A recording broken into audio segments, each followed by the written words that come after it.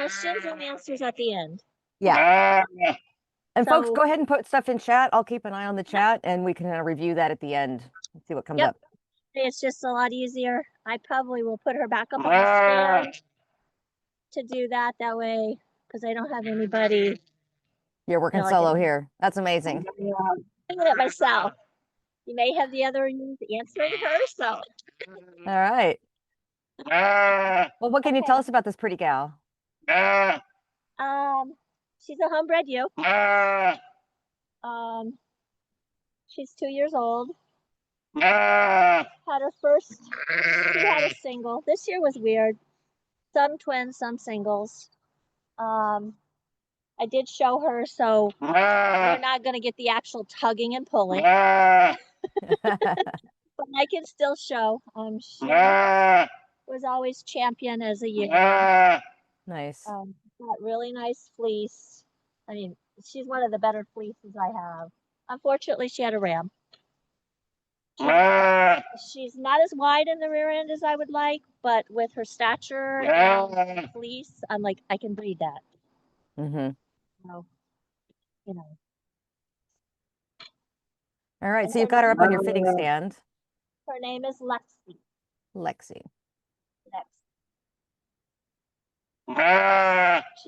She's a, let's see, she would be a granddaughter out of our original Icelandic ewe.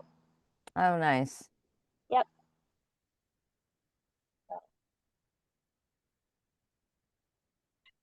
All right, so do you want to take us through, like, kind of nose to tail, what you do for her to get her ready? Are we ready to start? Yeah, let's go ahead. Okay, so I'm gonna go while she's here. I'm gonna sit here for a minute. We're gonna go over some things that we probably need. Okay, so hello, I'm Robyn Crowningshield. I'm presenting, they're saying ready, set, show. We have been showing our Icelandic since 2004, when it started as my 5-year-old youngest son wanted sheep to show. And around 2009, 2010, he aged out of 4-H, and growing up, I showed brown Swiss dairy cattle, and so that competition is still in my blood. Since we can't have cows, and I realize that we can't, that's one of the reasons why we purchased our first Icelandic. Plus, we liked the idea of them being grass-fed. I show all over Western Mass. In New Hampshire, I'm going, and I've done the Big E, which is like everybody's state fairs. I came originally from Ohio, so the Ohio State Fair was huge. Big E was pretty much the same way. It is huge. But people come from all over New England. They even come from Pennsylvania and out in the Midwest. Some animals have come from quite a ways. Wow. Showed twice, 2018, 2019. And both years I had reserve champion AOB wool ewe.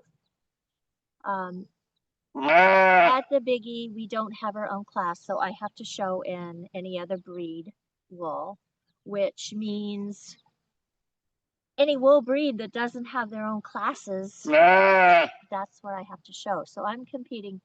As judges put it, it's like judging oranges to apples or oranges to bananas. It's the fruit basket class.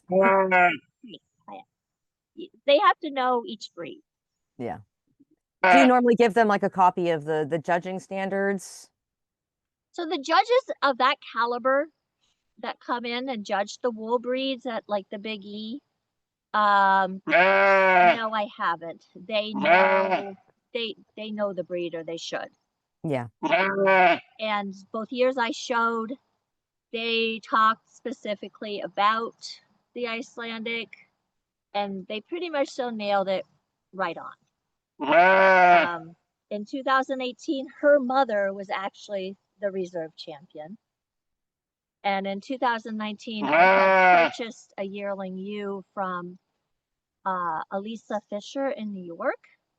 And I purchased her the beginning of July, and he is usually, we go the third weekend of September. She was in the show ring, and she was a champion, AOB World Yo. So Nice. people, this is I'm going to have all disclosures because this is what I do. This is how I do it. Everybody has to find their own way. People that say you can't break them to lead, I'm sorry.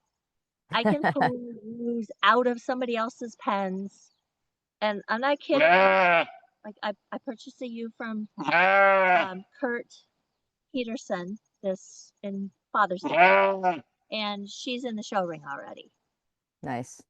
The ewe that I purchased from Elisa, within a year, she was in the show ring. So, and these guys here were, like Elisa yearling ewe. She jumped above my head. She was wild. One of those kite sheep. Ah, yeah. And she turned out to be, unfortunately, she cast herself. I have 2 granddaughters of hers, but she turned out to be, she could be a showmanship animal, like for a younger kid or a kid to take care of, because she was just that calm. Kind of born to it. Yep. Do you do a lot of personality selection of deciding which, maybe there's a shape that might look really nice, but you're like, I don't think this one has really got the mind for it? I have, yes. Since I have a small flock, I'm pretty limited as to what I can choose. So I kind of. So you're also selecting for personality, probably? Yeah, 98% of the time, when they're less than a month old, I can tell which ones I'm gonna, which ones. There are the sleepers that I'm like, she's not staying, or he's not staying another year. My best ram lamb over for ram. Nice. This actually happened 2 years ago. I hated that ram. I hated it. He had an okay personality. He was good that way. I couldn't stand him. And he was consistently at the top of his class, even in larger breeds. And I'm like, okay, I guess I'm going to keep him and grow him out. And last year, he did go last year. Last year, he was sold to a gentleman on Martha's Vineyard. He was as tall as my hip. And at the last fair they showed, they pulled him out as one of 4 being considered for champion overall. So there you go. I missed him completely. It happens. It does. I think it happens to us all. That's a good lesson to share. Yeah. And I also choose, like this one here. She had the body. She has good height. She's pretty straight top line. Well, do you want to take us through kind of what you're seeing, not to sort of preempt what the judges will say, but when you're picking an animal out and saying, this is one I want to show, what are you looking for? Like the body. She could be a little longer, but she's a nice, pretty long ewe. Height. I try to get them as tall as I can. I do realize that lambs will grow. And I've picked out some shorter lambs that I've kept. Actually, she was a small little puny runt. And now she's probably right here standing on the ground to me. So she's a pretty tall ewe. Hush. Breed character. She has a lot to say. She has a loud mouth. She always has. Wool quality. I tend to like the soft. I also like a crimpier wool, not the straight. She does have the 2 coats, but see how curly it is? Yeah. This is natural. This is just rain. Back legs. I'm a really big fan for back legs. Easy bit. I can touch your leg. The pastern should be straight from the hoof to the dew claw. Her hoofs need trim, so I know that they're straightened up because they need trim. I can do a lot straightening up their back legs most of the time just by trimming hooves. Yeah. She is narrower back here than I would like, but I know that I can breed that into her. She's not been, it's not really been an issue, as far as judges saying. Mm-hmm. Blah, well, they're not trying to judge them like meat sheep. You're mostly showing in wool classes, right? When a judge will look at these, it's 50% wool. They're not judging for meat, but they will feel along the top here, and you can feel their spine. Usually when you just, when they rub hard enough, you can feel their spine. So you don't want like a skinny sheep under all this, because they can feel it. Meat sheep, they usually grab here to check their the legs, but usually the wool sheep, I've never had that happen. So he'll come down along here. Another thing I look for is, and you can pretty much tell it in lambs, is the loin area. She's like really wide. But my hand is just barely able to go from one side of the rib on one side of her to the outside of the rib on the other side. Yeah, I call those lambs the full octave. It's like an octave on the piano. And then I will also go, I'll find her last rib, and then I can't even reach it. Her pin bone. Yep. I can't even reach her pin bone. Nice. So I go from the last rib to the pin bone. And when I do the lambs, obviously they're not the size she is, but you could still get an idea. A relative sense. Yes, as to what they potentially will grow up to be.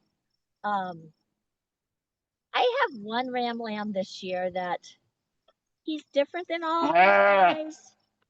I don't like sloping rumps, but this rump comes out like this and then goes down. So we'll see how he develops, because he's very different from everybody else I have. Her rump, is good. The judges, one of the big things is the tail. If they know the Icelandics, they will. If they can't see the tail, I've had them pick up the tail. Mm-hmm. When they check, let's see if I can do this without being in the way. When they check wool, like this girl right here, you can't see it now, but her wool just shines. Her head and her legs shine too. But when they go through and check wool, let's see if we can get this done. They'll split like this and go all the way to the skin. They usually do it here. They do it here. And then this is a big place, because one thing with her is that she kind of is a little she's not uniform. Yeah. Because right here it's straight. It's always going to be the britch that gets you there. It's been kind of straight, yes. Yeah. They'll pull the wool, the shininess, the luster is still there. It's just not as curly as please. And they do mention that, but it's like, what can That's one of the hardest things to get in an Icelandic, is my experience, is that getting that consistency all the way to the end of the sheep. It's always that last few inches that just kind of goes to crap. Yeah.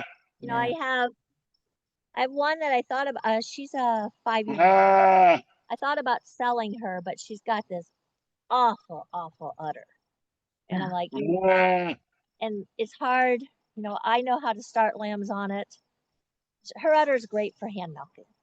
I've got one of those. Yeah, I know what you mean. And so I'm like, and sheep races, I've got 2 of her daughters. I would have had 3, but what the other one do? The oldest one, She tried to kill herself. I forget what she did. Oh, they often do, don't they? I found her, and everybody loved her. She was a gorgeous ewe lamb, but I went out one day and she was hung up somewhere. Oh, that's awful. How did you really do this?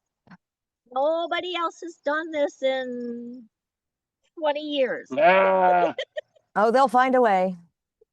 Yeah, so I kept her because, I didn't want to push that onto somebody not knowing how to start lambs on her and stuff like that. So when in doubt, best to keep him. So that's what I'm looking at. Obviously, when you're looking at a lamb, it's a smaller body. Another big thing that and judges will check too is teeth. So you want to be able, here, let me show you on my, hush honey. You want to be able to run your fingers up and down on the teeth without catching. Yeah. So you don't want to catch the bottom teeth when you leave the top pad, or you don't want to catch the top pad when you leave the bottom teeth. It's either underbite or overbite. Yeah. That's another really big one. And while I'm talking about that, a lot of our judges do that.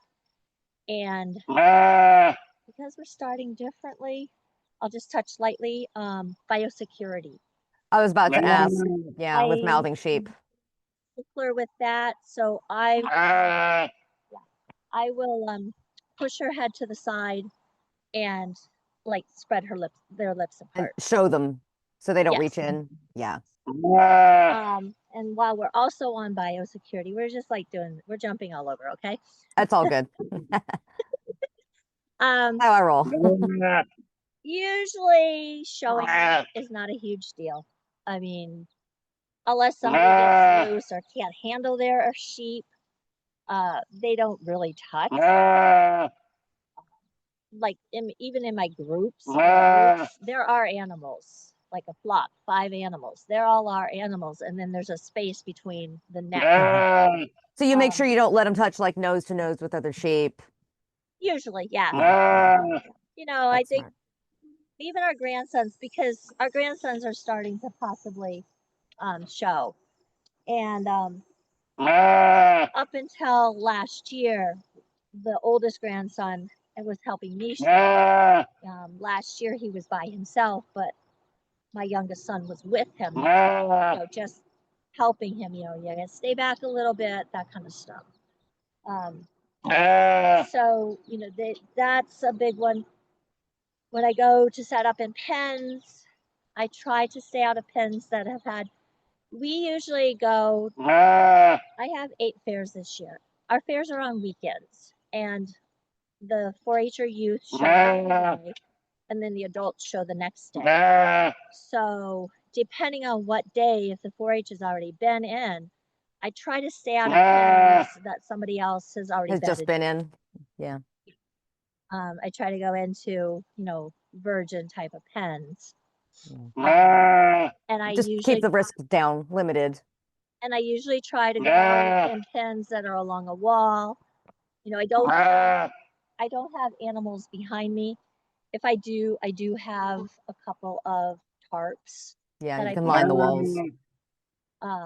Just in between the animals. Usually we're allowed to have one a tack stall for grooming stuff. So, if I could put it in a corner, I'll put them in a corner, and then have tack stalls, as a buffer.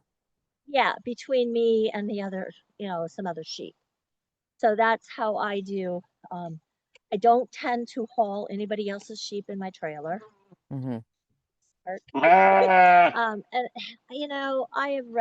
I've been reading quite a lot because I keep up with trailering and stuff like that. It could get kind of tacky if out here where we are in Massachusetts, if we haul for somebody else without having a business or insurance, an actual livestock transporting license. Yes. Yeah. So, it's like if I do haul somebody else's my trailer's cleaned out usually anyways.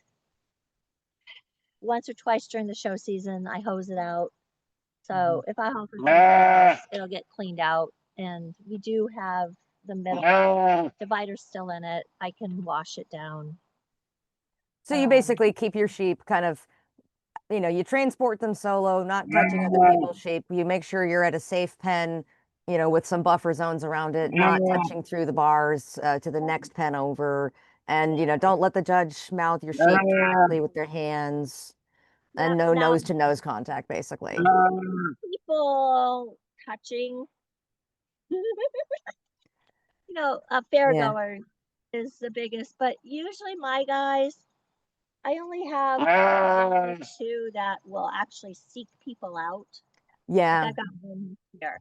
I usually have like one or two. Most of them will, they could just touch their skin, their body or something like that. They don't touch their heads. Yeah. So I've been pretty lucky that way. Now, during show season, when you bring your sheep home, do you have your show sheep just kind of in their own pen for the show season? My show sheep are out to pasture by themselves. I started a week before, and they're getting the good grass. My 5 older ewes are still picking up the first stuff, and right now they're in the weed because that's how I wean. Put them out back behind the house. They can't see the lambs at all. They can hear them, but they can't see them. And they're cleaning up. All we have to do is go with the weed whacker and knock down stems. Nice. Pretty much so eating it all. So that's, but yeah, everybody, and I keep them separated until usually like around the 1st of October, and then I separate out and I'll put the ewe lambs back with the ewes for a brief stint until I go to breed. Got it. So, yes, I do keep them separate. Okay. So that is my biosecurity. Now you asked about breed standards, judging standards. We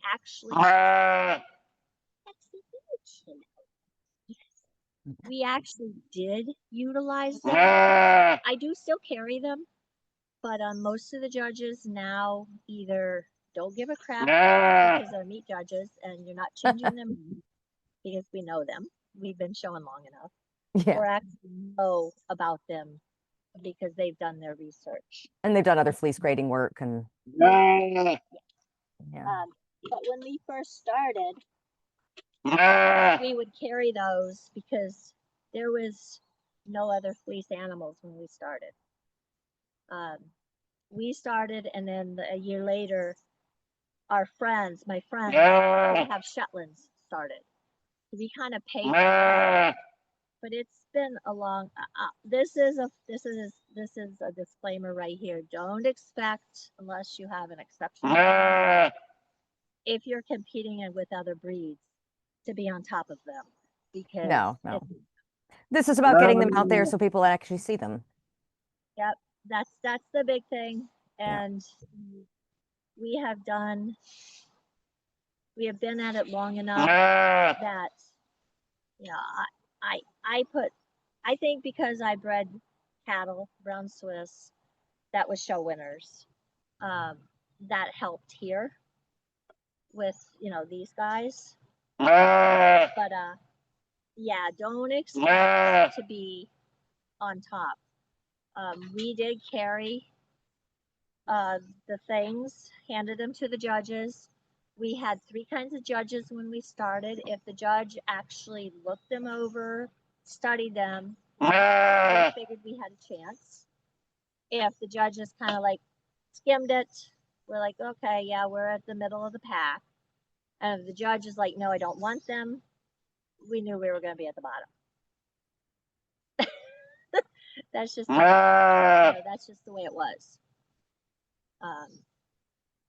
We're still the same way.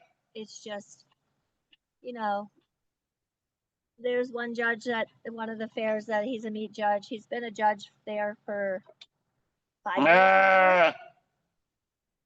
So we know where we're going to be. You know, there is Leicesters, Gotlands, Jacobs, and Icelandics all in that AOB wool class. Wow. So usually a border Leicesters on top. You know, it's usually split. Either I've got second or third, or second and fourth with a Gotland in the middle of the Jacobs. Are usually down on the bottom. But the Gotlands and I, you know, swap, which, you know, hey, is okay. Most of them guys are all friends. The border Leicesters, you know, I have to have a pretty good sized ewe or to beat them, because that's just what they look for. That guy is a big meat animal. You know, yeah. Although I have, and then the following weekend, his father, who knows wool, judges another fair, and I beat the border Leicesters. So wow. all of it is Yeah, on. that doesn't happen every year though, but sometimes. No, it doesn't. But if I have one that has exceptional wool quality, then I'll pull it off. So yeah. It's you know, and that's the fun of it, I guess, for me. So okay, let's prep it to get ready there. I use a sheep fitting stand, which is what she's standing on. This was actually given to me back when the youngest was in 4-H. It's secondhand. I don't care. Secondhand stuff works for me. You can build something. You can tie them up to a fence. You can, you know, however you want to prep them. I'm done bending over a lot. Yeah. Beautiful is the fitting stand. All my guys are taught as lambs how to jump up on it. I put one foot up, and then some of them have to have the second front foot, and then they'll come. They also have, some of the newer ones have where you can like crank them up and crank them down. So you crank it down, that ground level pretty much, so they walk on it, you crank it up. It's a little bit taller. Some of the newer ones are a little bit taller than these. I don't know if I have it in the screen. My husband has adapted this because I can't put lambs in this. This headpiece right here. Okay, it can't come down far enough, can it? So he cut out a 2x6, put it right here, and I set the front up, you know, front of the stand up on the 2x6, and I'm able to get my headpiece. Oh, okay. So it's just enough to get them lifted up in front. That's a great solution. Yep. He actually did one for the back, but it made it taller for especially the younger ones to get up on. So I usually leave it off the back. I have one, but I usually leave it off the back and just put it on the front. And once it's on there, it stays on unless I pound it up. So let me take this off. No, she's not going anywhere. Yes, you're not going anywhere. Halters. I have specific halters made because the ones that you can buy at like Tractor Supply, Runnings, or any of your agriculture, or even Premier, the nose pieces are too big. Yeah. They're even too big for like some of my adults. So there's a guy in Connecticut that makes these for me, and he makes the nose pieces just small enough that it fits. I do have 4 that are a little bit smaller. The nose pieces are a little bit smaller for the lambs because obviously their noses are smaller. So, if anybody's interested, I can get his information. And that rope looks kind of nice. Like the ones at the feed store are that really slick nylon. It's like baling twine. This is a cotton with a core. Obviously they have to burn it. Yeah. That's my biggest beef is that they have to melt it. It's kind of that bulky thing there. Yeah. It rubs on their faces sometimes. So I don't I only use these when I take them to the fairs and when I show, because I show with a halter on. Unless it's like the older sheep and like and if I'm like at Biggie or someplace big where I don't want the bulky halter on their head. Sure. Usually I show with a halter on. And so when I'm training them and stuff, I just use those nylon ones like that are a little bulky. My husband did make some really tiny rope cotton, and that's what I use on the lambs because the nose piece is only like that big. Yeah, because you don't want to overwhelm their face with it. And also, again, then it can get up into their eyes, right? Not only that, but also if it's too big, the way it cinches up can cut off their airway. That's no good. Yeah, no. So, that's kind of why I went with, we found, actually, I requested if he could make these halters, but make this part, the nose piece, smaller. And he's like, sure, no problem. And I think Rick and Laura also have somebody that they know that makes smaller halters, smaller nose piece halters, because I think I remember seeing that on a post once. I haven't gone back and forth, because this guy I see at some of my shows, so I can just order them and then pick them up that afternoon. But so that's the halter thing. I also need to say, I mean, I'm not gonna, that some people will only use collars and a lead rope. I've seen that, yeah. That's up to you. I have more control over the head utilizing a halter, especially the way I train them to walk. Premier, oh yes, I just remember this. Premier also, hey sweetie, yep. Premier also, they make a halter that has a snap that's up behind their ears. Oh. So there's a pain in the what to get on over. Oh, the adjusting the front part. Yeah. Well, no, the bottom part. Yeah, you adjust over the nose and then you pull it tight. So it snaps at the back of the head. So you put it on. If this ewe had horns. Yeah, because you always have to expand it to get over the horns, and then you have to tighten it all back up again. Have it unsnapped, put it on here, bring it around behind the head, and then snap it up back here, and then pull everything tight. And you unsnap it to take it off. I did have one, and I tried to look for it. I think I did have one that I showed that had horns. I think that halter went with her. Because I'm like, I just found it on the Premier One website. I can put a link in the chat, actually. They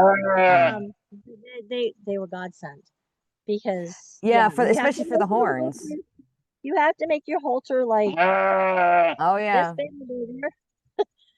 Get it on over the back, put it on the nose, and then while they're fighting or trying to get away, and then pull everything tight.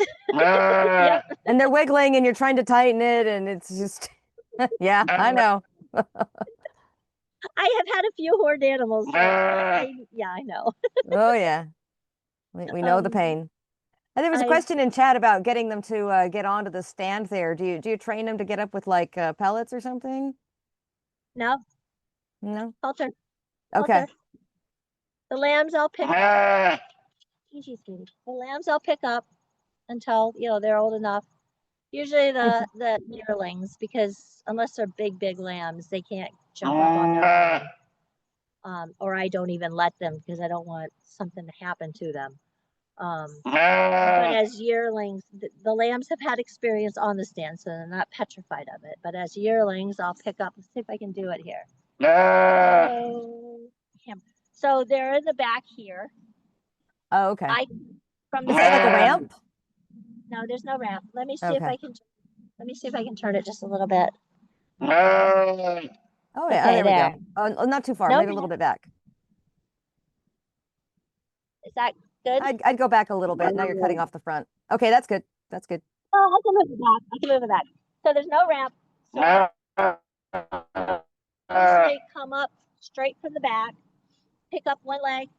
She just jumped up after I picked up because she's been on the stand so much. A lot of times I'll have to pick up the second front leg. Mm-hmm. And then just lead them up.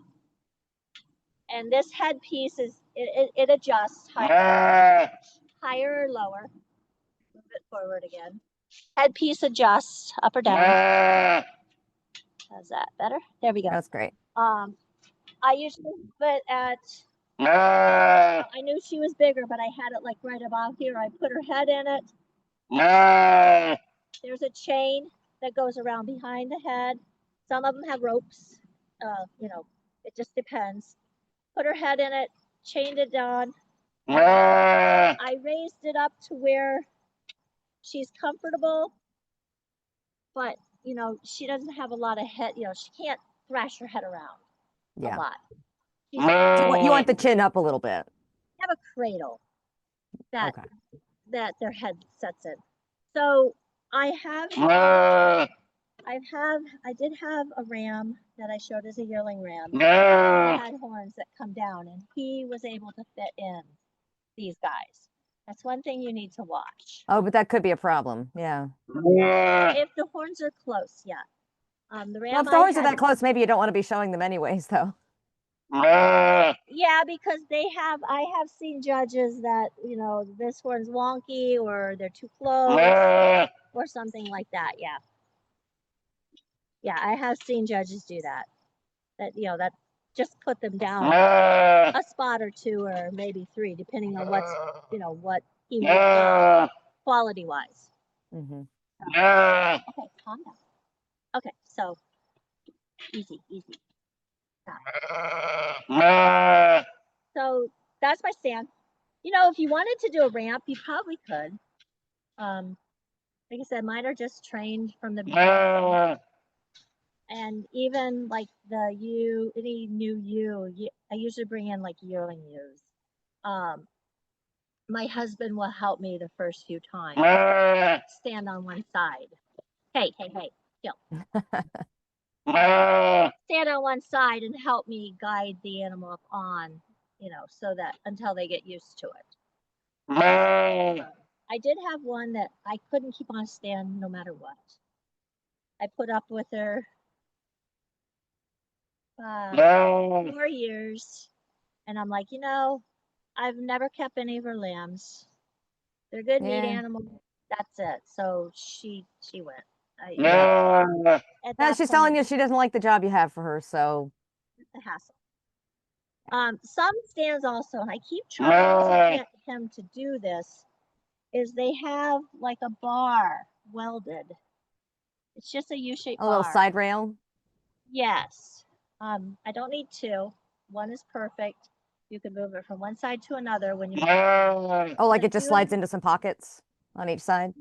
Yep. Nice. I do have a couple that like to dance. Like one leg might slip off or something, and it just would keep them from going too far while I'm working on them. But he hasn't done it yet, and we've made do, so. Everybody's just trained. Okay. So we're going to try to get these guys ready. a lot of this is done. I usually get them ready a week before, up to a week before. I trim hooves a week before. That way, if you happen to cut and draw blood, Oh, yeah. I'm going to be lame instantly on their hooves. I will keep these guys at pasture throughout the show season. They get very little hay, so they don't get hay, a lot of vegetable matter. Do you have like your special showgirls pasture with like minimal burdock and stuff? Yeah, I thought. No burdocks. Yeah. This pasture where these girls are, there's some burdocks. You have to either pick out after I shear. It just depends on how bad they're, how many there are. There shouldn't be many. Yeah, no burdocks. Actually, really no weeds. Because they're on their second cutting. It's the second time around. See, they've already grazed the area once. Did you like mow it afterwards to knock down what they didn't get? Yeah. Yep. So you're basically keeping them in the cleanest possible pasture for the duration of the show season. Yes. They get moved around, yes, obviously. We do a lot of rotating. And with 2 different flocks, it's real fun. But that's that's what I do. If you feed hay, if you they get into the weeds like this young lady has it. So one of the things is it's full of vegetable matter. What am I going to do? Well, pick it out. That goes a long ways. Yes, it takes your time. At that point, you might want to consider if you really want to show them or not.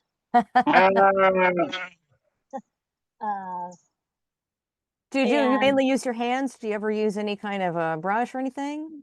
Yep. Okay, so I'll show you right here, back here. Usually I use my hands. Most of it will come out with my hands. An air compressor works well. Oh, really? Especially on that second cutting hay that you're feeding. That is up in here. Got a lot of chaff. Full disclaimer, more than likely you're not getting all of that out because of its location. Yeah. But air compressor, they make those vacuums, those air blowers for like livestock. I don't have them. My friend who has Shetlands, they use it because they're not allowed to rinse or wash their sheep. They use that. But I have in past, if for some reason they had to be pulled off pasture because they didn't have grass or something like that and fed hay, yeah, I have used an air compressor. It works pretty good. Short blast, and as I do it, I'm separating. I'm moving the fleece and separating it so that I can get most of the whole area with the air compressor. Yep. Okay. Curry comb. This is my only real tool that I use. And she has little wool balls in here that almost I can't, like a little bit of pilling almost. Yeah, that I can't separate out. So I'll hold it because I don't want to do the whole area. I'll hold the area and gently. You're just gonna be a pain in the butt. Gently. Well, I'm glad you have a real Icelandic on the stand. If she was being quiet, I think we'd all be very suspicious that she might not be. She's showing true breed character here. I think she's had enough too. Usually so I gently curry it out. There's a little bit of those little burdock things. There. But you're trying to not get the lock structure too broken up, I see. You're kind of fluffing it back when you're done. but also, yeah. But, you know, it's all gentle. And then it's all cleaned up. Well, you know, I'll keep going until I stop. Do you ever trim their belly wool? Yes, and yes, I do. Mm-hmm. Okay. So that, you know, I usually will do that. And then rinse. Rinse only, no washing. Like 3 days before the show. So I'll pick out all of the vegetable matter and then I'll rinse them only. And then they go back out to pasture. And that's where they stay until I load them in the trailer. Now, you talked about trimming belly wool. I do that. I do that for 2 reasons. I don't have the clippers. Oh, I should have brought them. You can do it with easy. I know you're good. I'm sorry. You can do it with 2 things. You could do it with electric clippers, or you could do it with hand clippers. I use the Bergen and Ball, the B&Bs. Mm-hmm. Called face and leg. It's a little smaller than the regular one, right? They're like this. Actually, when I shear the whole sheep, I use them because they fit in my hands better. Yeah. And what I do, if we can get this easy, is you obviously don't want to get this stuff. Right. You find the mid-center of the belly. I usually raise up. I go from a point where her elbow is here. And you see it, her elbow is here. And I'll go back to the skin there. And I'll draw a line. Mm-hmm. So from these 2 areas where my arms are, I draw a line and then take everything underneath. I don't want to take this stuff off of here because it's going to really not look right. Right. Plus, you kind of, I mean, the long flowy fleeces is what the Icelandic. That's kind of the point, right? So the reasoning why I trim the bellies, and I'll also come up and do this little fuzzy stuff. I'll leave this long stuff, but I'll trim up in between the legs too. There's 2 reasons I do that.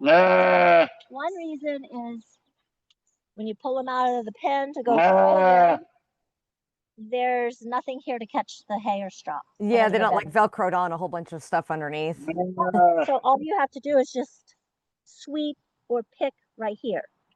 You don't have to get under the belly. The second reason is I have found that it makes them look taller. Especially the younger ones, because you know their fleece, their belly fleece is usually almost down to the ground in the first place. Uh-oh. Easy. Take yourself back up. There you go. Their belly fleece is usually hanging down quite low, and it kind of makes them look shorter and squatty. It kind of changes the whole physical appearance. Yep. Yeah. So doing it with the clippers, because the clippers usually will cut shorter. I try to do that like a month before the show. So there's kind of, it doesn't look obviously shaved. Yes, it grows back. Yeah. Lately I've done it with hand trimmers so I can leave it as long as I want. You know, obviously you want to make it as smooth as possible. You don't want to have like one section longer than the next. Or obvious choppy scissor marks. You know, that's just, you don't want to do that. So that's pretty much what we do. I can see if I can a hoof.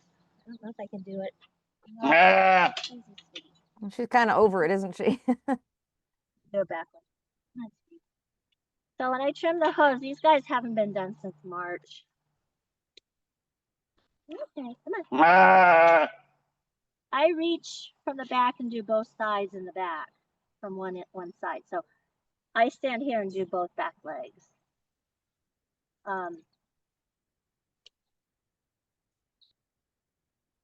Hooves, I'll trim off. Easy.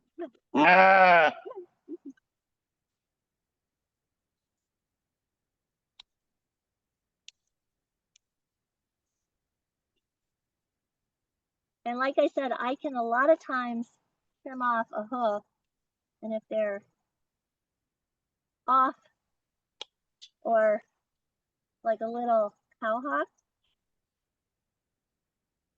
I can a lot of times get rid of that because I've been trimming hooves long enough to know what to take off.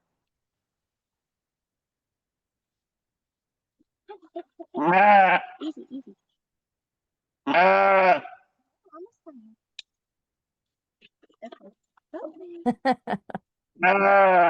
I think everyone on the call is feeling very reassured now. So that brought her back pastured up quite a lot, just trimming that. This area right here. Yep. Her hook. Hey, you know how I touch your leg. While she's up here on the stand, we might as well set her up like if we were going to show her in the show ring. I have found with my animals, you don't want to stretch them too much. So, like if you're showing a meat animal, they're gonna have them like way out like that. Yeah, they want to park them out back to make the butt look a little bubblier, right? Yeah, but it also helps brace. It helps them with the bracing so that their muscles are they tense up when somebody touches them. I found with mine that if you're looking down from the top, you want to try to keep a straight line all the way down. And then from the side, you keep it straight. So like I can just by setting her legs, make her look a little bit wider in the rear end. And then also, this one still wants to cow in a little bit. If they're just a little bit, you can pull the back leg out like this. So you want them square, the front legs square too. And so she's kind of like, that's about like where I like them. Not too much more stretched. If you get them the back legs too far, too close to the front legs, it's going to make her look short. You know, she's going to be all hunched up and squatted up. So that's pretty much so how I do the setting up in the pen or in the show ring. Just like that. Usually a lot of these guys, once I get them set, I just rub, like either under their chin, or most of them liked being rubbed right behind their the brisket elbow, their elbow on my side. Okay. That area. They love to be rubbed right there, and they'll just stand there forever. And then, you know, like when you go, and this is a lot of people that aren't experienced, when you go to set up the back legs, I utilize the sheet because some of them don't like you to touch their back ends. One that's that. So I utilize this sheep. That'll hold up here. I push my body against her and move that back leg. Look, and then move that back leg. And I usually grab right up here, not down here, because that's a lot of times when they flip out. Then they'll kind of snatch their foot away. I'm kind of cradling that joint when I put it on. And then, so I'm cradling the joint like that. And I can move the leg wherever I want it. A lot of times when we show, like if kids show in 4-H, showmanship. They will be showing by themselves usually. When we show, we usually have two people. So one person takes care of the front end, usually the owner, and then there's somebody that goes with you that walks around the ring and stuff and sets the back legs and keeps them.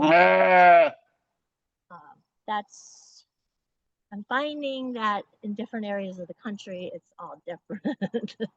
So that's usually what we do out here, how everybody does it where we show. And most of New England is the same way. Okay, now I think I've gotten everything. There's a question in the chat. Do you use like show sheen or anything on the wool? So she had yes. Absorbing show sheen. Mm-hmm. And I only do it after I rinse them. So 3 days before. Well, can we talk about the rinsing? Because you pick them over, right? And then do you Pardon? you pick out what you can, you curry out what you can, and then you rinse them? Yep. Like, do you use like a high pressure water, or just like a shower head setting, or Just a hose. lock them out during a rainstorm?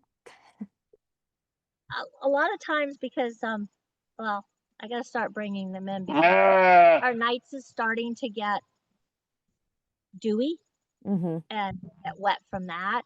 I went to a fair last weekend and they got a little damp. Fortunately, the superintendent said you don't have to show them until after lunch, which allowed them time to dry.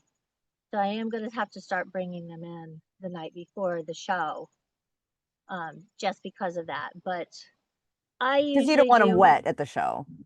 No, nobody wants that. Like that. No, even damp. I usually will watch the weather. I mean, obviously, if it's going to rain, then they got to come in. If it's like a day or two before the show and it's going to rain or be cloudy until the show, then yes, they got to come in because there's no chance for them to dry off outside. We're in the middle of a drought, so we pray for rain. But I 2 or 3 days before, I'll pick off everything, clean them up, and I'll just use a hose with a nozzle. Rinse them down.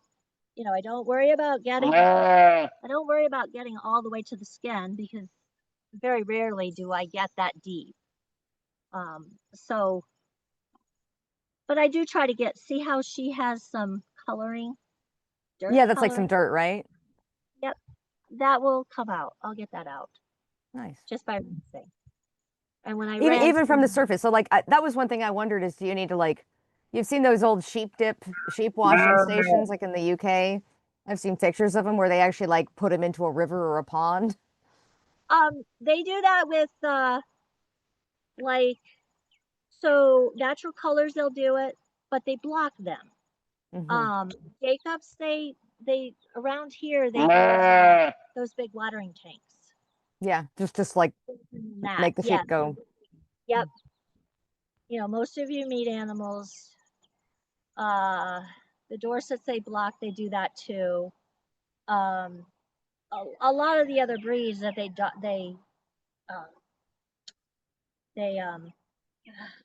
trim, block, where they trim and leave, depending on the breed, anywhere from a half of an inch of wool to an inch or an inch and a half. But yeah, they dip those in tanks out here, like a wash and a rinse tank. However they do it, I don't know for sure. I bet the sheep loves that. They do walk through the brook, but that's a little different. Completely dip. When I'm rinsing up, hushie baby, I rinse up by the head. I do hold the ears forward so the water doesn't get into their ears. I'll rinse everything. I rinse here, up here. Like I said, I'm holding the ears, or one side, I'll hold this ear tight to the head so that the water doesn't get in there. I'll rinse I just spray everything, and as I do it, a lot of times I'll just raise the wool up and spray it as as I'm going. I'll just play with the wool, raise it up so that it gets down in and cleans them out as good as it's not going to be perfect. You're not using any kind of shampoo or detergent on them, right? You're just water. Just water. I've only used detergent on one group, and that was in 2019. It rained so much. Oh, yeah. It was so muddy, and it was raining when I took them into the biggie. And I'm like, I had 2 days or 3 days before I had to show. And I'm like, I'm just gonna wash them. I washed them that night I took them in. And I used the power scour, the stuff you use to wash wool with when you're prepping it. Yeah. When you're prepping fleeces. Because I'm like, water wasn't cutting it. It wasn't getting it clean. And especially like the whiter ones had right here. Oh, they're probably all muddy britches behind. And it doesn't just rinse out. It's hot. So I did use that. Okay. But normally, like under normal conditions, you wouldn't have to. You would just be able to use a nice good water rinse and done. Yep. And then I use the show sheen right after I rinse. I don't squeegee them off. They shake fine, no big deal. I spray it generally, and then on the sides, I will raise it up like this and spray lightly throughout the whole side. Mm-hmm. Up here, it doesn't really matter because it'll work in, but down along the sides, I just use my hands and pull the wool. So that you can, when you spray, it can get in further, right? Yep. That's the idea. And then with them being wet, it will just naturally work in further. Yep. That's why I do it when they're wet. Because it'll work in. Do you do any kind of like finger combing to like reform the locks? Do you like finger comb at all or scrunch, or just you just kind of they shake and it sort of works itself right back out? Yep. I don't do a whole lot because I did 2 weeks ago, well, last week, I washed on Friday because Saturday was going to be nice. I did 8 animals in an hour and a half. I just rinsed them. And I sprayed them. And, just by doing this, you're pulling it up. And after I spray, I might go like this up top. And that's it. Nice. I mean, it takes maybe 2 or 3 minutes to do the spray. You're not putting it on heavy because, yes, if it's too heavy, you can feel it. Yeah, you don't want it to be obvious. No. Not like the Cordales, they apply something to make their wool look reddish orange. But you can really feel it. Mm-hmm. And some of that, like some of them use that purple spray that they use on beef cows. And if they're not careful, you can feel it. It's like greasy. It's a greasy feel. You really feel it. So let's see if I can turn this around. While she's here, I want to talk about the first things. So, easy, sweetie. I'll stop here with you. So what I do is, okay, if I'm wanting to go into a different fair or a new fair for me, I will go scope it out the year before. If you're new to showing, it's a good idea to go to your county fair or whatever you're wanting to show at. Look and see what they're doing, how they show. Try to hit it on a day that they're showing. See how they're showing, because what I do here is obviously could be different in another part of the country. I have heard from different people that we are uptight showers out in New England. I wouldn't say that. You just have halter trained sheep is all. You know, it's that's just how we do it. And I have to do it to be able to compete with other breeds. So the culture there is they expect everyone's sheep to be fairly well behaved. They expect them to be lead trained. Well, yes and no. Yeah.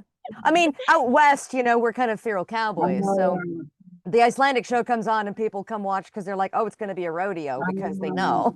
I have actually had a couple people within the last 2 or 3 years say one of the reasons, and I really don't know how to take it because I do know that I am constantly trying to breed for better animals. Say that one of the reasons why I do so good showing is that I take pride in my sheep, and it shows. That flows over into the ring. Easy. So, you know, in a way, I'm kind of like, okay, is that a kick in the butt because I'm not doing a good enough job trying to, you know, breed quality wise? But I know that I strive to constantly, you know, improve something or other. Or, you know, it's just rather the fact that, yes, they look nice quality wise, but the fact that I do have, you know, I go the extra step. My minerals are dialed in to where just naturally everything shines on their body. To me, it was big day when I could look at the feet and legs and the head and that hair shine. Out in the sun, it just shines. It's like, this is cool. I've actually hit the point where I want to be. Yeah. You know, wool quality wise. So I don't know. It's just And just a question. So at the shows you're at, you're often the only Icelandics there, right? Most of the time. Yep. I haven't shown against any Icelandics. Oh, interesting. Not yet. And you know, do you remember Cherish Rock? We kind of got into an argument at some point where she kind of was set fast in the fact that it means more if you can beat another Icelandic than if you can beat another breed. And I'm like, no. If you can beat another breed, that judge sees your animal as something, and they have said this, that you have an animal that can go to a higher competition. Yeah. Breed. I just left it go. It's just like, whatever. Well, it's a different perspective, but yeah.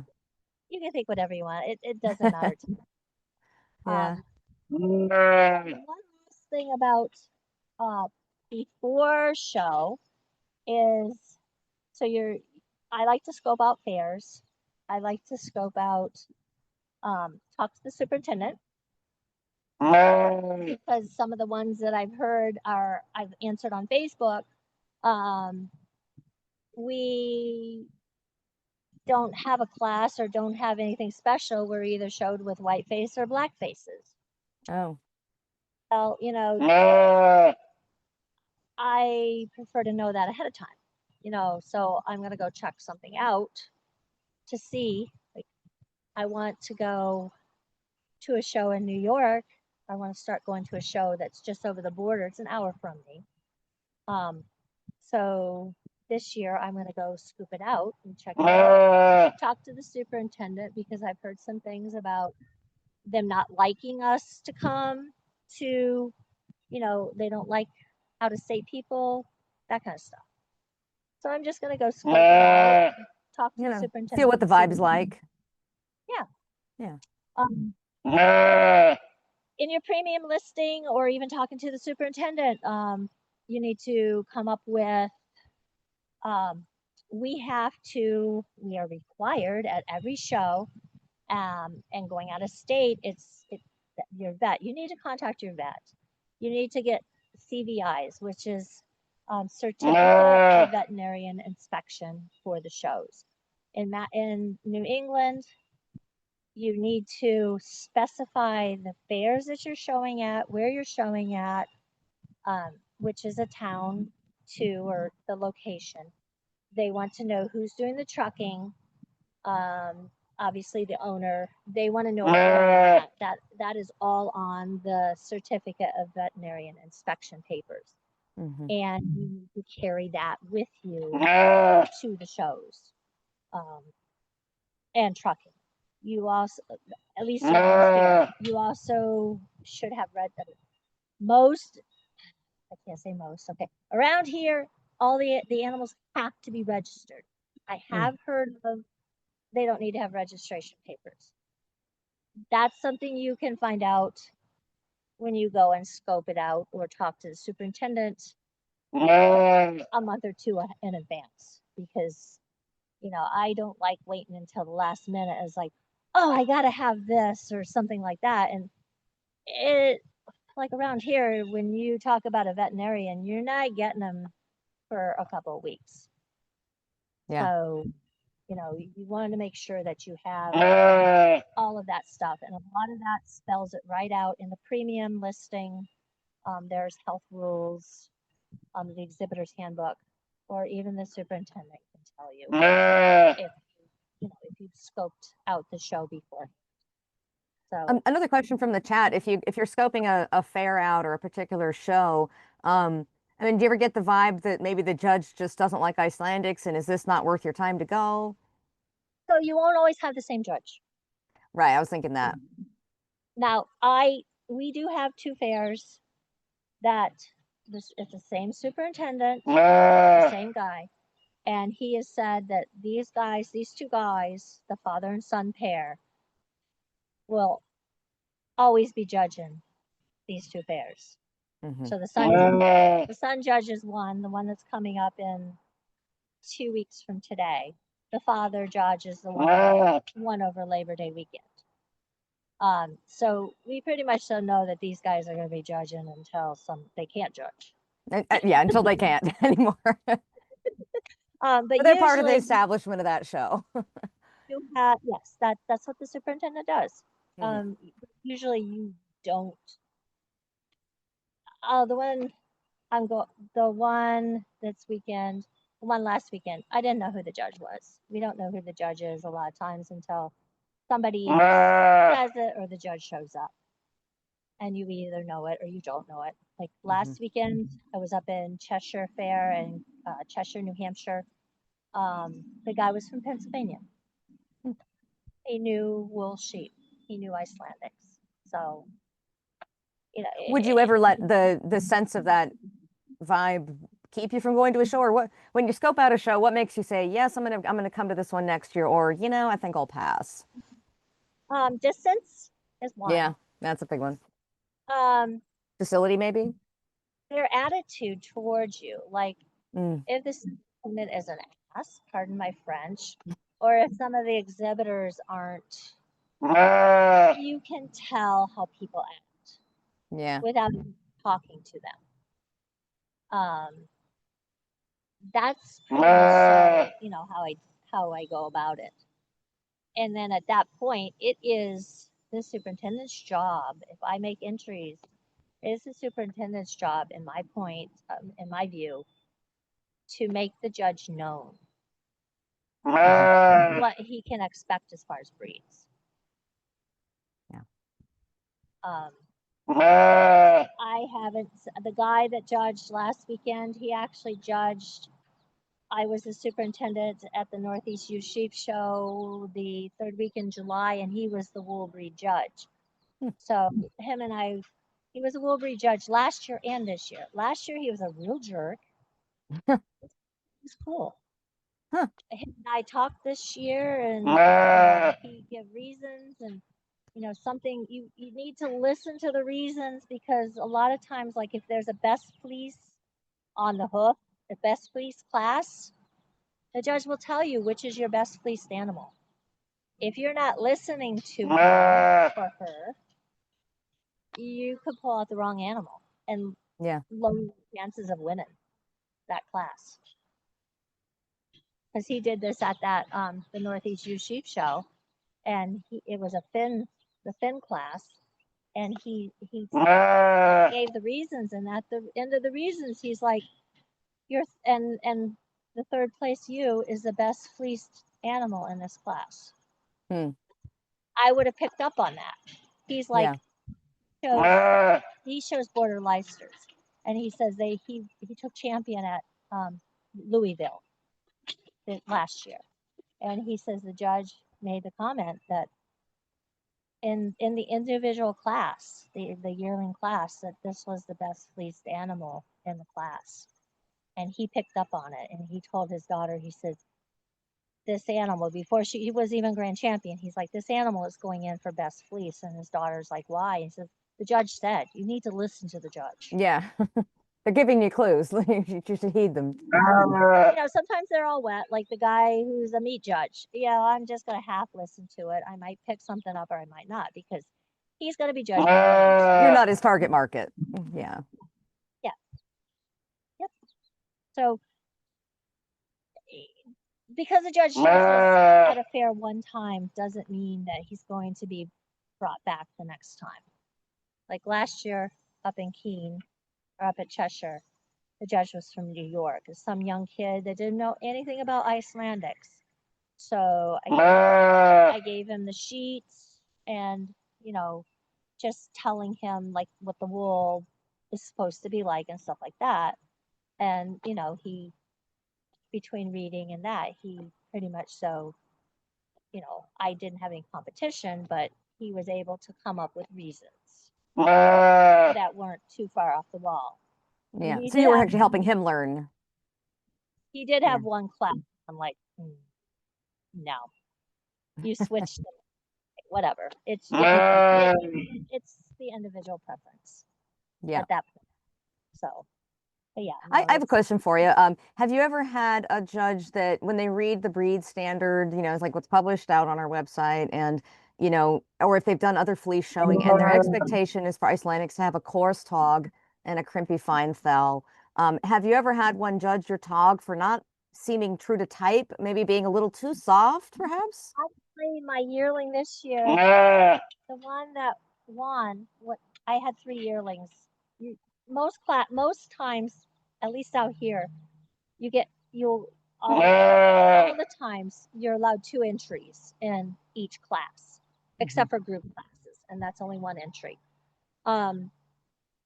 I had 3 because I got that one from Kurt and I wanted to show her, and I could use her for a flock, pull her out, and put my smaller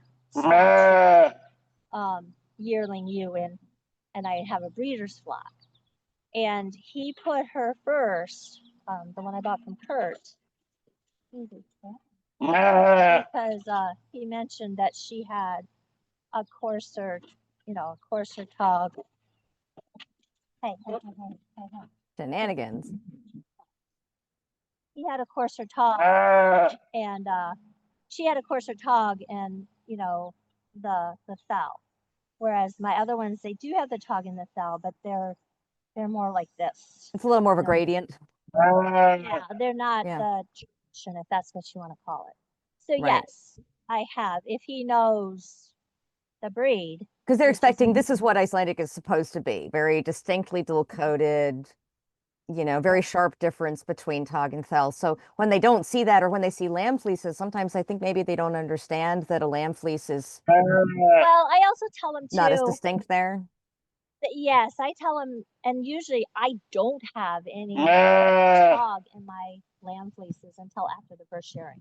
Right. My lamb fleeces are all one layer. That's just how they that's how most lamb fleeces are. Yeah. I mean, it's just a long taper. There's no line. Yep. No.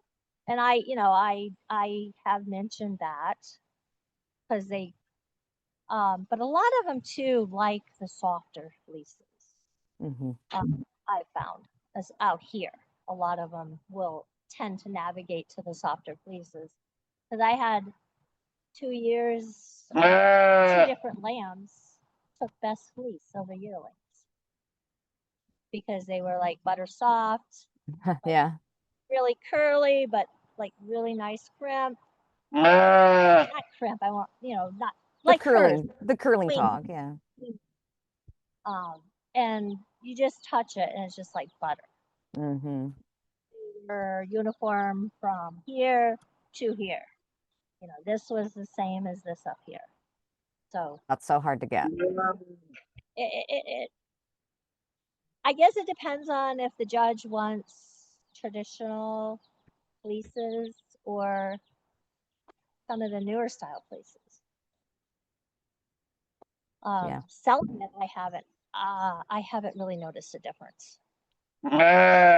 People feel it and they buy what they want. Yeah. Like the two that I've had, the ones that took best fleece at the one fair that's real local. I had somebody standing at my pen when I came back from showing all of the classes and wanted their fleeces when they came off. And then I have a black gray ewe that is the same. I got done showing. There was a lady standing at my pens begging me for her fleece when she was short. Yeah. So,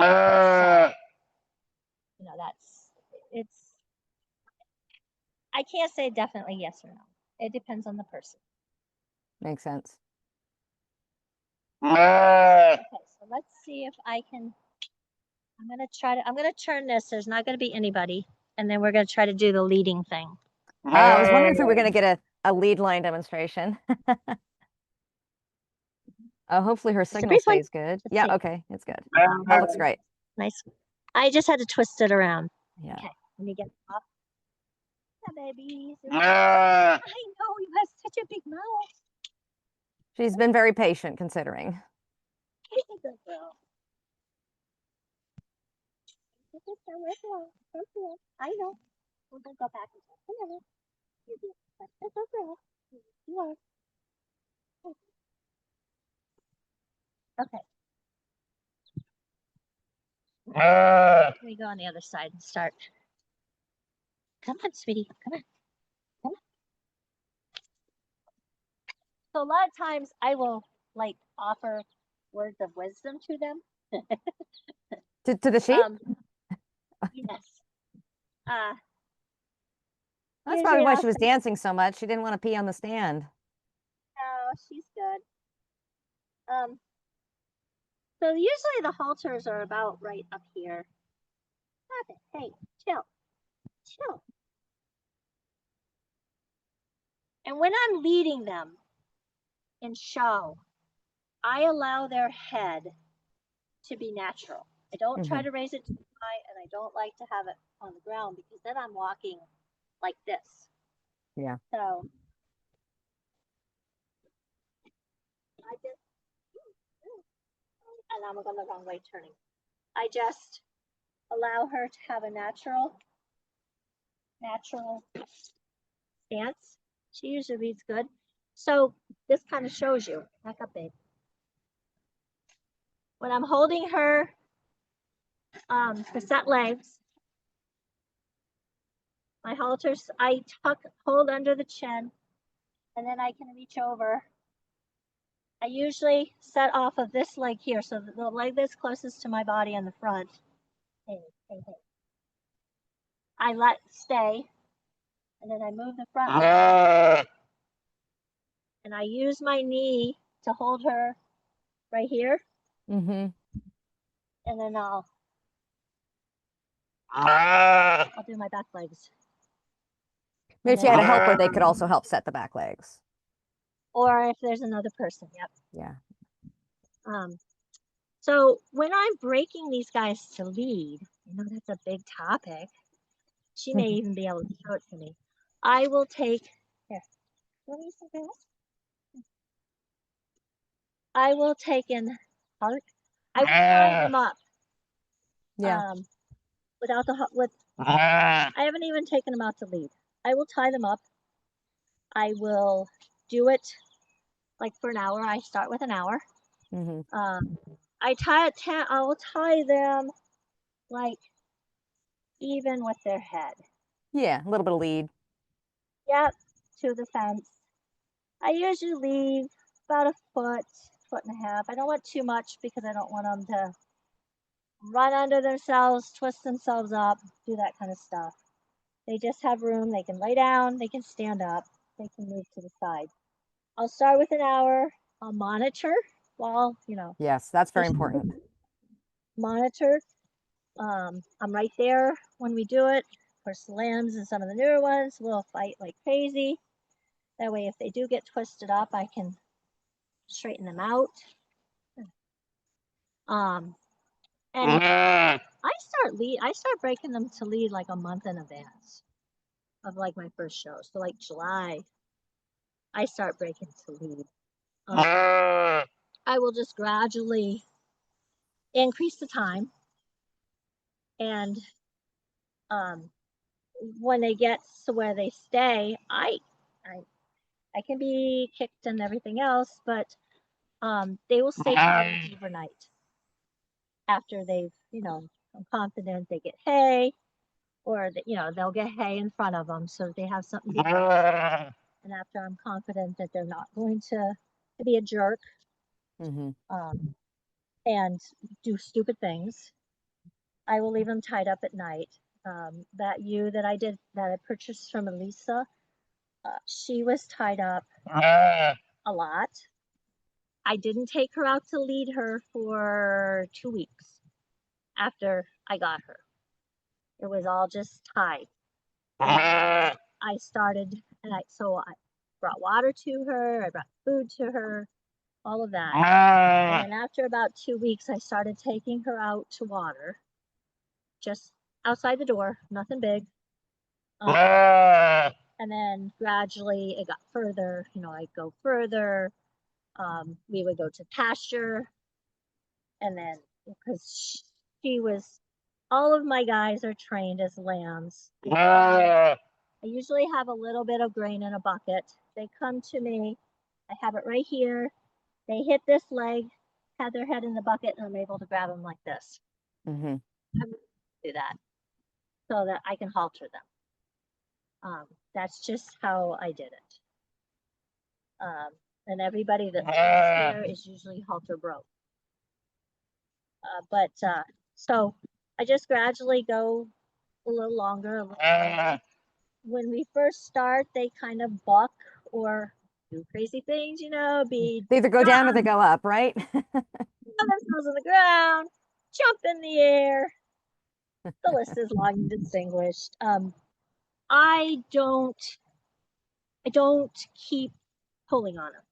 So what I do, if I can do this, I'll pull it like this. I like to keep my hand close to the halter too. I don't let her have like 3 feet of lead, or let them. I keep it close to the halter. I have more control that way. If you have somebody that is like a bulldozer or doesn't want to do something, if you can get their head up as high as you can get it, that will calm them down. Like that. She can't get her head down to try to just keep going. Charge through, yeah. Yep, if you can get their head up. So I will, be close. Usually when I'm leading them, they're right close to my hip. I do keep my hand away because I have space. They have their space. Don't want them picking me up. They don't need to be tripped up. So I control with my hand. If they're going too fast, I pull back on the halter. If they're not going, like when you first start breaking them, I pull gentle and pull, let up, so that they realize or learn that if they start walking, it doesn't, the tightness under their chin lets up. The release is what trains them. Yeah, and it's more comfortable. While I'm standing here, this is another pet peeve of mine. The halters must be on the right way. Yeah. The left side as you're looking at them from the back. The adjustable part, which is the lead, goes under the chin, not behind the ears. Yeah. I'm sorry. It kind of really does nothing for them behind the ear. Well, it does a little. You're getting more response from under the chin. Agreed. So, she usually walks good. When you're in the ring, and this depends too, this is how we have to do it. So we have to walk out into the ring. We set up side to side to begin with. Usually the rear end is facing the judge. When you walk around the ring, you go always to your right. You walk around. Usually they do it so that they can see. You can't see me now. They can see them walk. But the idea is that you're outside of the sheep and you're not blocking the judge from seeing the sheep and you're staying on the sheep's left side, right? That's the goal. Yep. And then when you get to the end, so they're lined up side to side to begin with. At least they are out here. We line them up head to tail after we walked around once. So there could be somebody in front of us and we're at their rear end. Somebody behind us with their head towards us so that the judge can look at everybody in a long plane. That is what you would learn. Let's see. That is what you would learn if you went and scoped out the fair. Or even if even if there's like a few shows or a few breeds before you. So you can you go out and watch and see how they do, how they walk in, where they stop, if they walk in a circle, if they set up head to tail, all of that is relevant. You need to know that. Another thing too is I try to do is uneven ground. A lot of our show rings it's just ground with sawdust on top. So ground is uneven. Like right here is uneven. I will put her front end on the highest part of the ground. Set them up. So I am on the opposite side. Showmanship, you do want to switch sides. And sometimes if it's a show where the judge just can't make up his mind, I will switch sides so that he can get a clear view of, if he happened to walk around on the outside and they're set up, I will switch sides so that he can get a clear view from the other side. But you want to try to you don't want her front end down in a hole. Agree. Do you ever show your rams? Just curious. I do show my rams. Yep. Yeah. Oh, that's right. You mentioned one earlier. Yeah. Great. Yeah, I got a yearling this year. And I have 2 ram lambs. Nice. Yep. I always have full classes, which for us full classes is 7 animals. Oh, wow. Because I can't get anything to breed out of season. I've tried. If you can add the out of season class, that would be 2 more animals. But I can't. Up to 2 more animals, but I can't. I can't get them out of season. Come on, sweetie. So that's pretty much so it. Yeah. Good girl. Any other questions from the audience for Robyn?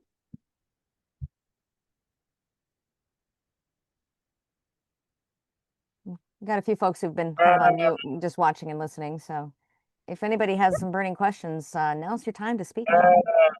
Speak up. We've worked in a few along the way from the chat, so. Yep, and I'm always available to answer questions. I don't get to go to the biggie this year again. And Oh, that's too bad. Well, I drive school bus. That's my job. Oh, just, yeah, it doesn't work. Because it's in September. She's like, well, we'll review it. I'm not saying no, but we'll review it when it gets closer. Of course, the entry points begin August 15th. Oh, And yeah, so that's just animals. in a few days. Yep. And I'm like, just forget it. Because Yeah, that's tough to work it in when you're in the work schedule. and so I'm like, just forget it. And the dentist is like, well, in a couple of years you can retire, then you can show at the biggie. I'm like, okay, whatever. They could go and somebody else could show them for me, but I'm okay with them taking care of them. It's not an issue. It's just if they're gonna go, I want to be on the end of the lead of some of them. I don't want somebody else showing them for me. Well, and your sheep know you. Yeah. Here we go. Here's another question from chat. The ones that like to flop on the floor when you're trying to lead train them, you know, like the Jersey flop. How do you work with that? Get them up and just keep going at it. Mm-hmm. So I can't. She leads, but so if she didn't lead, and I'm training her to lead, I'm going to pull. Keep putting tight. pressure. Yeah. Not constant pressure. So I'm going to pull Tug and release. Little tugs. Yes. Mm-hmm. Release. Let them like, hey, look, it feels better.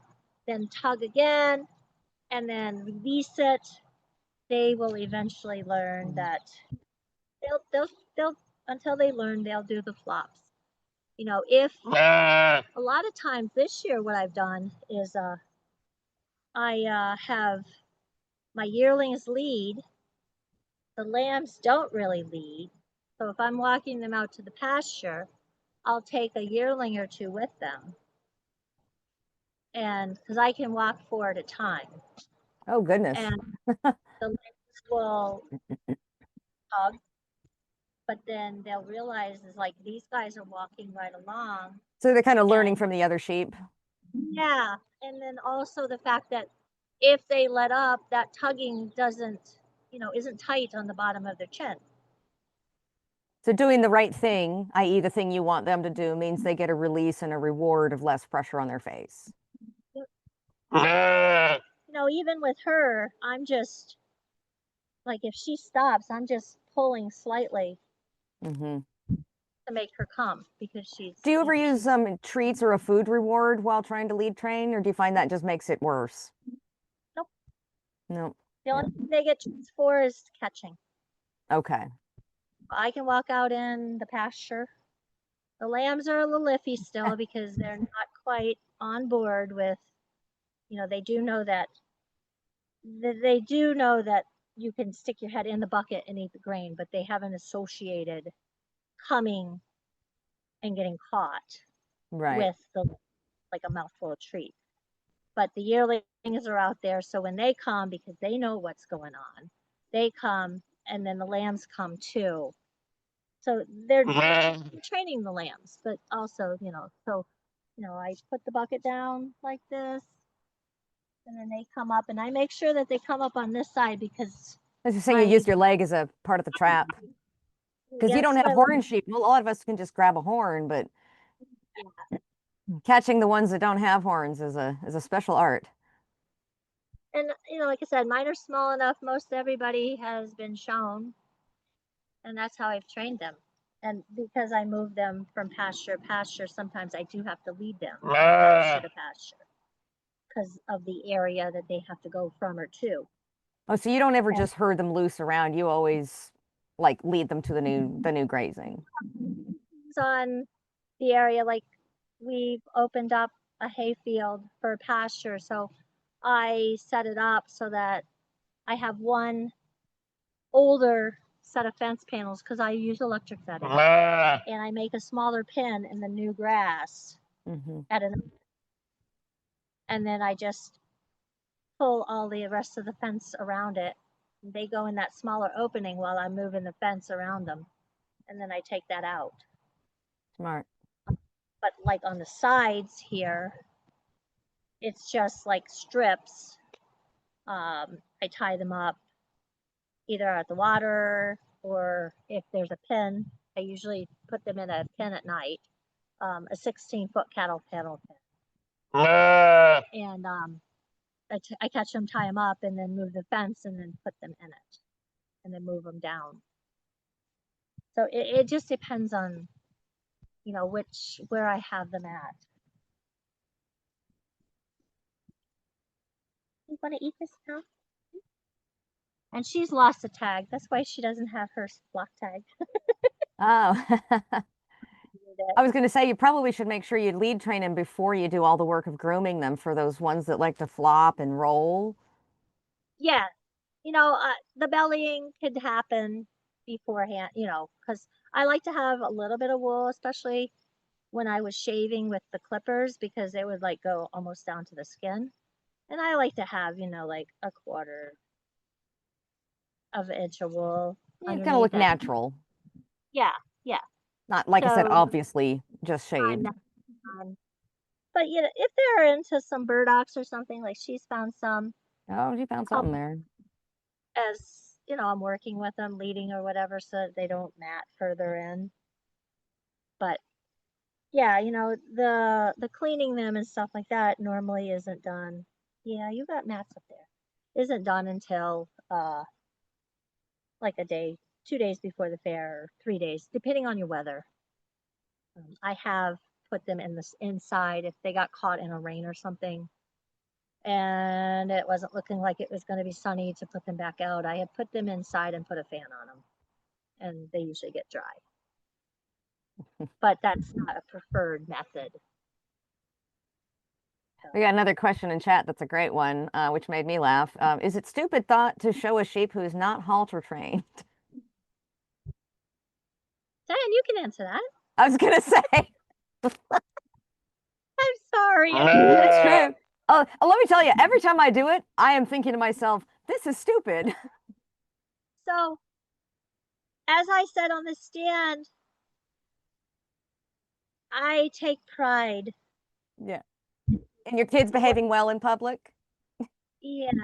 I mean, Yeah. this first fair is a little different. In first fair, everybody is the same way. It's like this is their first fair in. They're still learning if they can be idiots or not.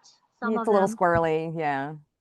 Most of mine are pretty good. The ewe lambs are all good. One ram lamb is good. The other one is like, there's no freaking way I'm going Yeah. to feed. So we're working pretty hard with him. The yearling ewe that I'm training, she walks pretty good. I can't touch her back end yet. Okay. She just doesn't like being set up. Yeah, she hasn't been handled back there. So Yeah. whether that happens or not, whatever. Whatever. As long as you can also, if they don't like their backs, you can also either move their front legs forward if the Just backs are leave the back square. leg set and try to adjust everything from the front. The kids have them trained to where they push back and the back legs will set square. See there, like she just did. Yep. Perfect. Oh, did she? All right. She did. She just like stood up just perfectly when you just nudged her and she whoop, went into the frame. There are ways around things, but ideally it makes life a lot easier. Oh yeah.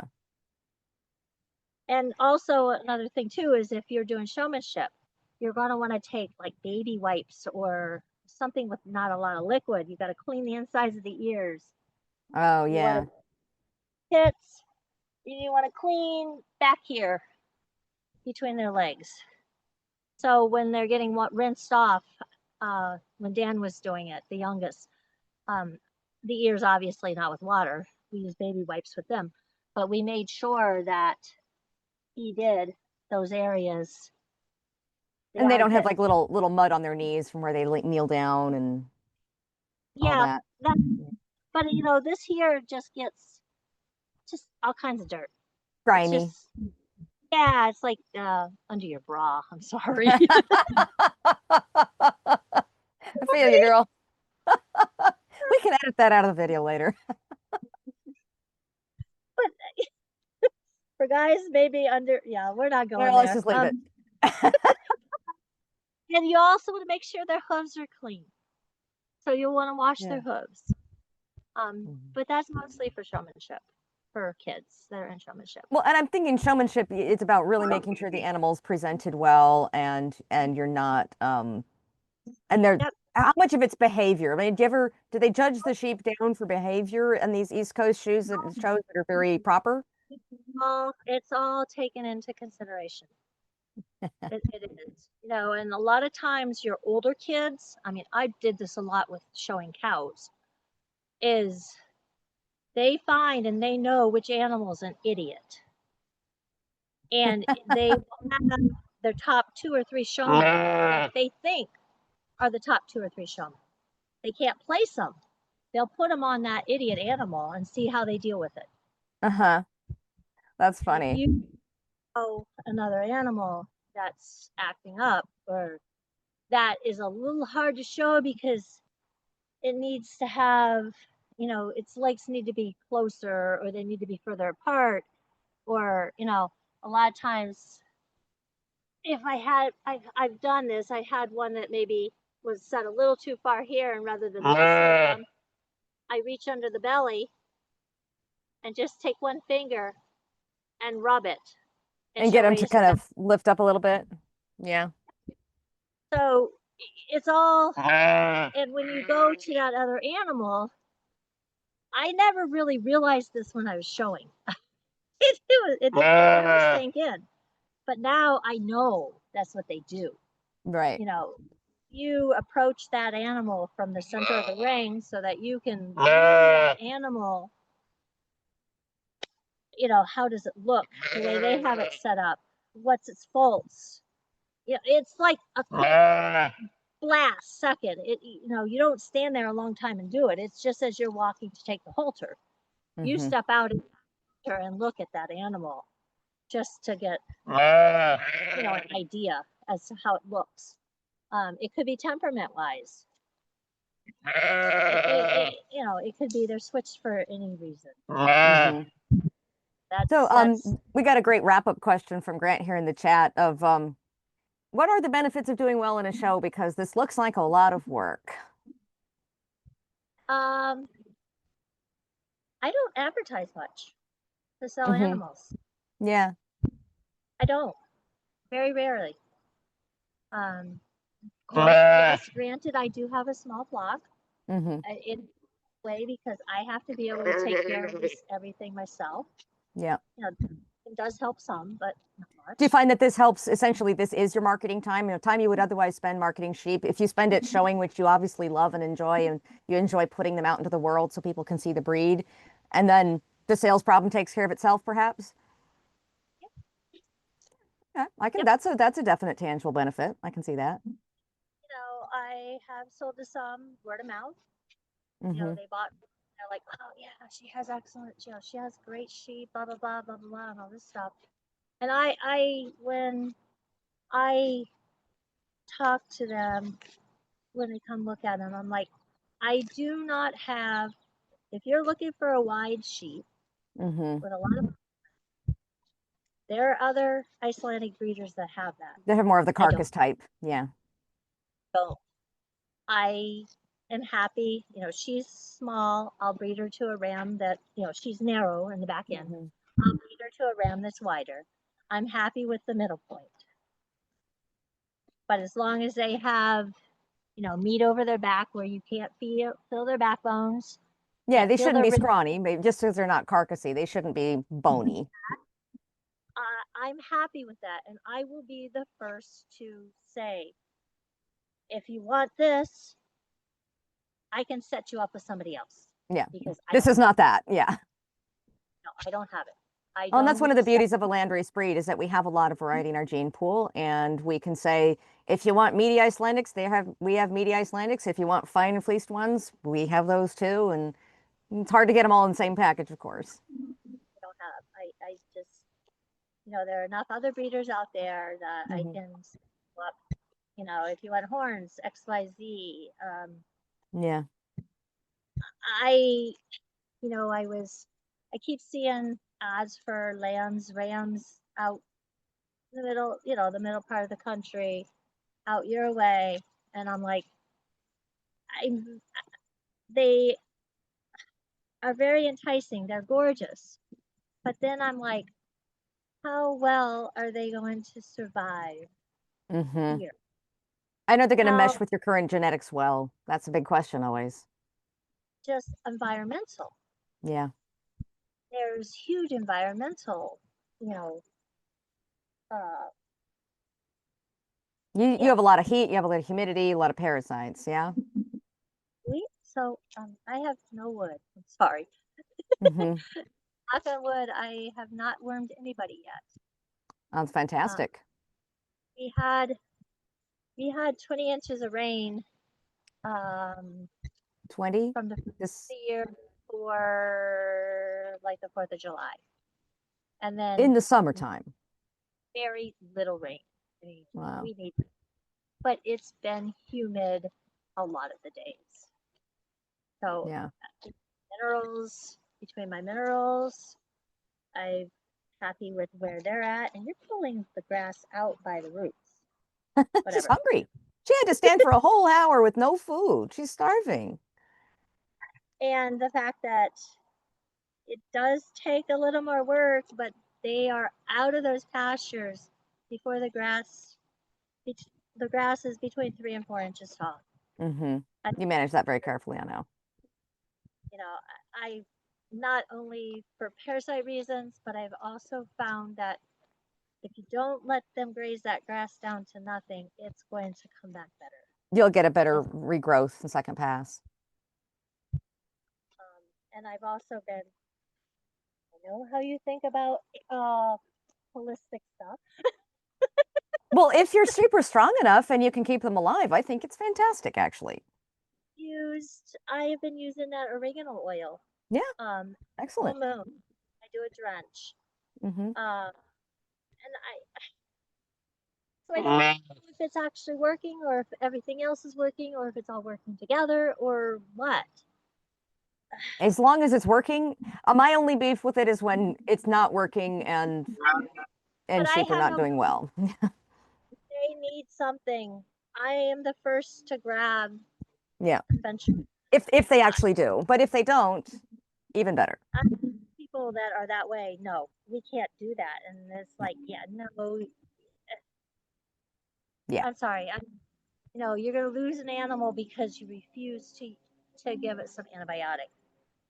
right. There's a time and place for it, and hopefully not too much, but And yeah. so I try to do whatever I can to prevent.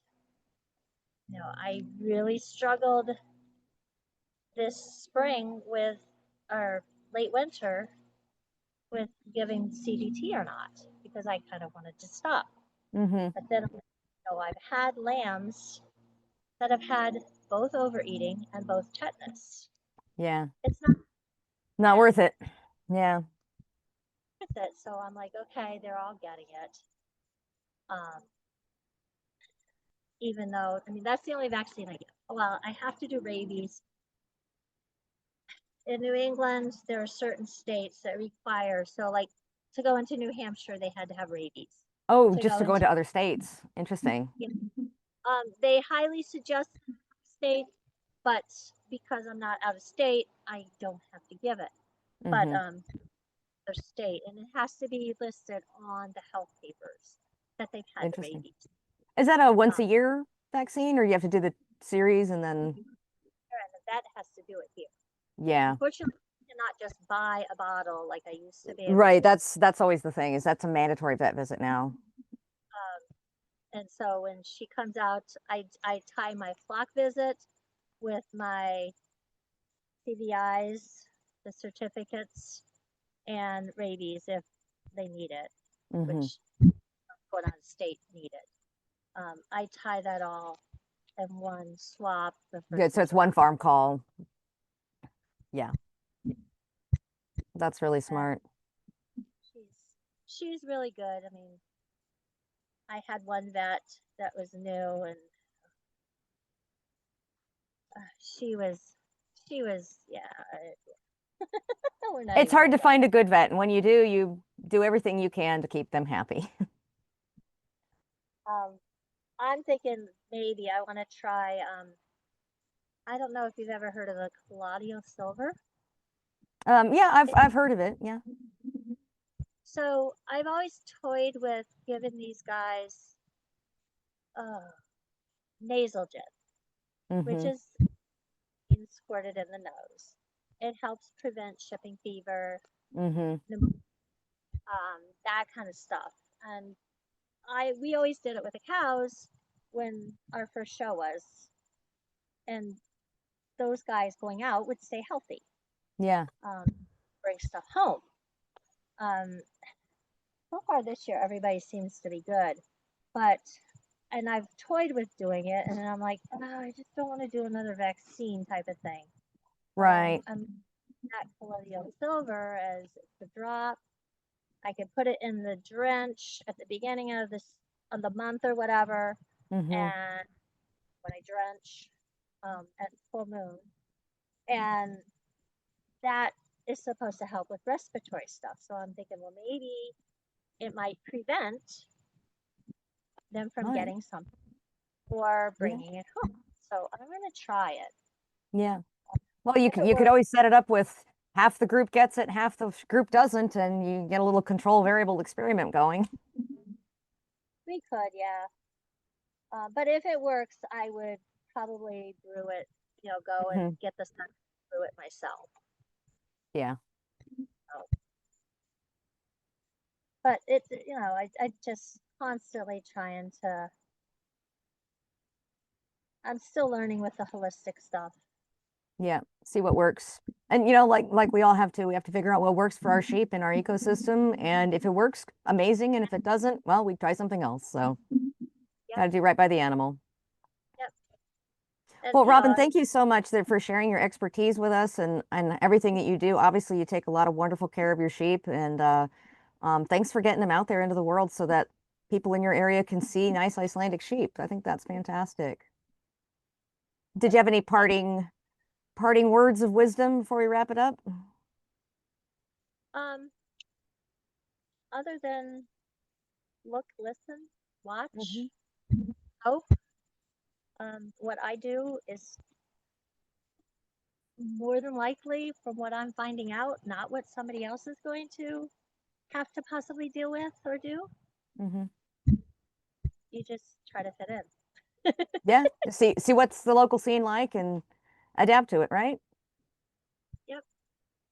Awesome. Well, thank you so much. This has been really great to see, and thanks for your cooperative model. She's actually been, I think, a wonderful demo sheep to show us all that if she was being perfect this whole time, I think we'd all be a little suspicious. But It's been 2 years, so she's really obviously good. got her ideas, but is willing to work with you on it. This line, the original unit, has always been very laid back and very good. Awesome. Okay. That's good. Well, thank you so much. This was wonderful. I'll talk And to if you you have later about the recording and what we're going to do for posting it. So, any more questions, feel free to message me or get a hold of me somehow. sounds good. This is Robyn Crowningshield from Cozie Nook Farmstead. All right, See you we'll guys. sign off now.